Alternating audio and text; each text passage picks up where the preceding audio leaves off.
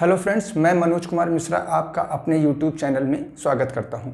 दोस्तों, अभी तक हमने जो भूगोल के बारे में पढ़ा वो है भारतीय मानसून।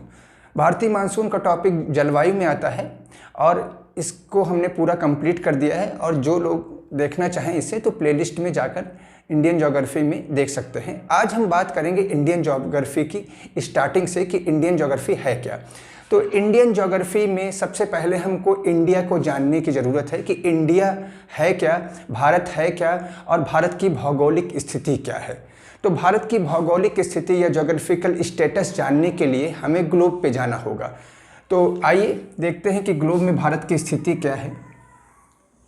अगर एक हम ग्लोब बनाएं और माने ये पृथ्वी है और पृथ्वी को जब ऐसी लेटी रेखाएं जिनको हम अक्षांश या लैटिट्यूड कहते हैं, एक ऐसी रेखा जो पृथ्वी को दो बराबर भागों में बांटती हो, उसे 0 डिग्री भूमध्य रेखा या इक्वेटर कहते हैं। इक्वेटर कहते हैं। और इसी 0 डिग्री से 23.5 डिग्री उत्तर में जाएंगे तो एक रेखा होती है, उसे हम कहते हैं कर्क रेखा, जो 23.5 डिग्री उत्तर में होती है।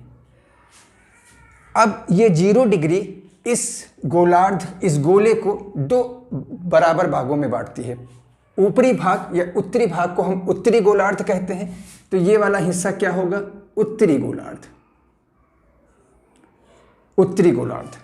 और ये वाला हिस्सा क्या होगा? दक्षिणी गोलार्ध या सदर्न हेमिस्फीयर। और ये क्या होगा? Northern hemisphere. अब ये तो अक्षांशीय दृष्टि से अगर हम भारत की स्थिति देखेंगे तो भारत किस में है? उत्तरी गोलार्ध में। और कर्क रेखा भारत से क्या होती है? लगभग बीच से गुजरती है।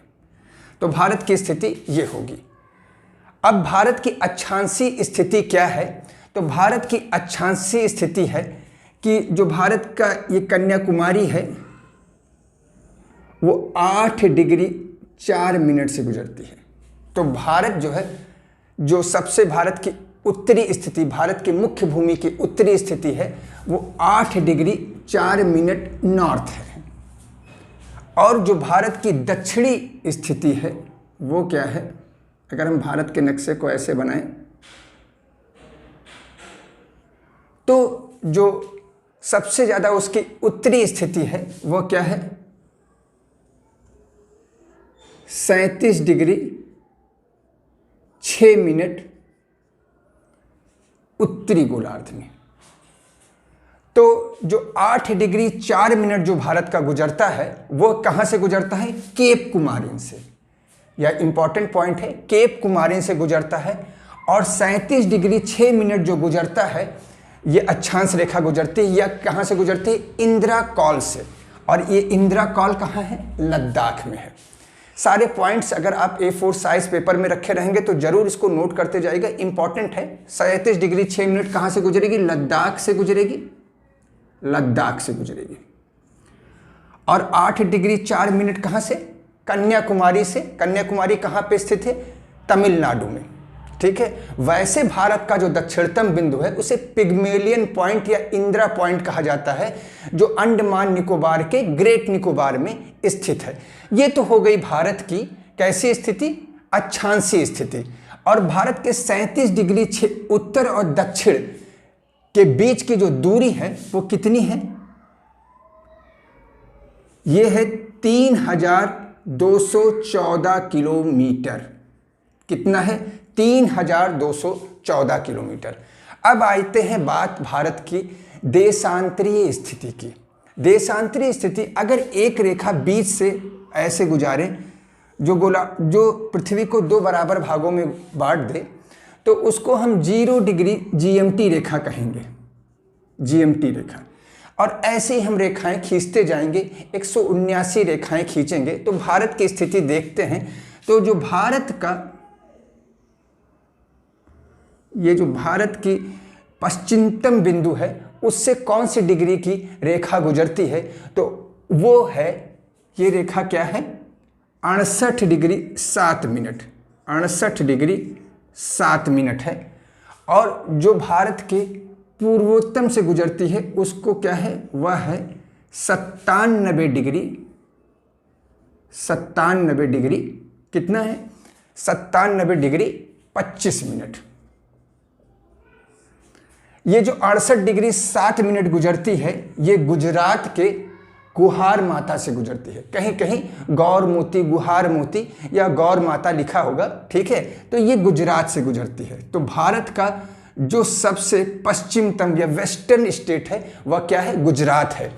और जो सबसे कैसा है? पूर्वोत्तम स्टेट है, वो 97 डिग्री 25 मिनट की रेखा जिससे गुजरती है वो कौन सा है? अरुणाचल प्रदेश है।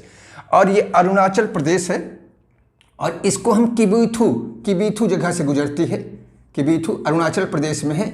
और ये कौन सी वैली में है?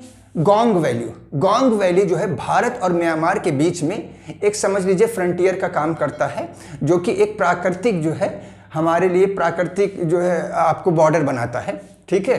तो जैसे उत्तर और दक्षिण के बीच में दूरी थी 3214 किलोमीटर, वैसे पूर्व से पश्चिम के बीच में या पश्चिम से पूर्वतम बिंदु के बीच की जो दूरी है 2933 किलोमीटर है। 2933 किलोमीटर है। अब देखते हैं कि भारत का क्षेत्रफल कितना है। तो ये इंपॉर्टेंट है। भारत का क्षेत्रफल है 32,87,263 किलोमीटर। मैं आपको लिख दे रहा हूं, वैसे सारे 32,87,263 वर्ग किलोमीटर स्क्वायर। ये क्या है? भारत का क्षेत्रफल है। भारत क्षेत्रफल के दृष्टिकोण से विश्व का 7वां सबसे बड़ा देश है। पहला कौन सा देश है? पहला है रूस। दूसरे नंबर पे कौन है? कनाडा। तीसरे नंबर पे कौन है? चीन। चौथे पे अमेरिका। पांचवें पे ब्राजील। छठे पे ऑस्ट्रेलिया। सातवें पे भारत। और आठवें पे कौन सा है? अर्जेंटीना। और 9वें पे कौन है? कजाकिस्तान। और 10वें पे कौन है? अल्जीरिया। ये आपको याद रखने की जरूरत है।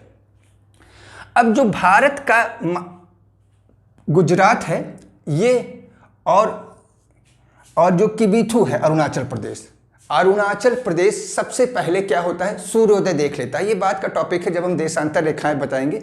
और इनके बीच में 2 घंटे का अंतर है, अर्थात अरुणाचल प्रदेश 2 घंटे पहले ही सूर्योदय देख लेगा, क्योंकि सूर्य जो है वहां पहले, क्योंकि पृथ्वी पश्चिम से पूर्व की ओर क्या है? रोटेट कर रही है या घूम रही है। तो क्या हो? पूर्व का हिस्सा सबसे पहले ही वो सूर्य को देख लेगा।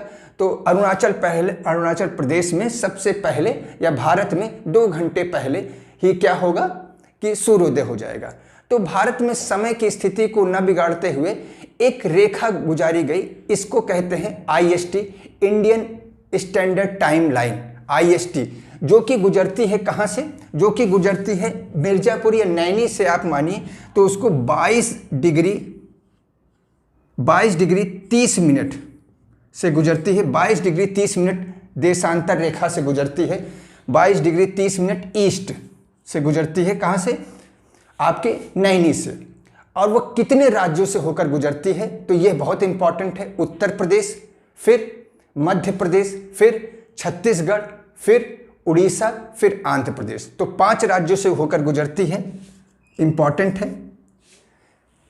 कौन सा?